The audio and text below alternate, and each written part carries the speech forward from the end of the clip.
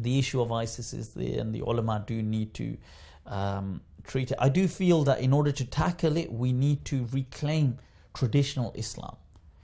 I feel that what we don't want to do is just become so apologetically defensive, which will actually help the cause of these groups. So for example, the topic of jihad and things like this. Jihad has always, the topic, the concept of jihad has existed within the Quran, within the Sunnah. It's been there. The majority of the Ummah traditionally have always accepted these notions. Now there has been some debate.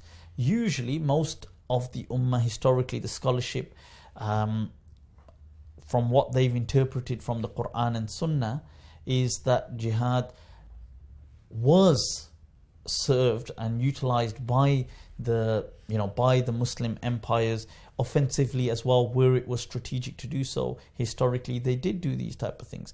Now, to deny this, you see, to deny this concept, to deny these things, sometimes it fuels. It's an easy way out. Like sometimes you get some people saying, oh, there's no such thing as jihad in Islam. It's all jihadun nafs. It's just struggling against the self. Or some people say, oh no, the only time jihad has ever existed was when you were in absolute dire threat and a form of ultimate last self-defense. But the problem with this quick exit is that it actually feeds the frenzy of these fanatics like ISIS or these other people, because they then say, oh look, see, these people are getting it all wrong. They don't even know the deen. They don't even know the sources. So the true way is to tackle the bull by the horns.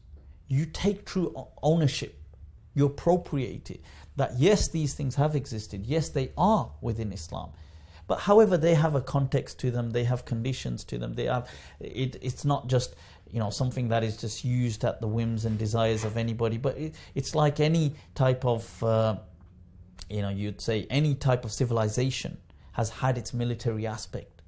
So I mean, to really to take these questions head on is the way to also deal with threats like ISIS, because to just ignore, to just wash down or play down these type of concepts, it feeds into their da'wah, their type of what they're preaching, because they will preach to people that most scholars you come across, most people you come across will be sellouts. They will be people that will deny things. There will be people that say this doesn't even exist, but yet look, here it is in this hadith, here it is in this verse of the Quran, here it is.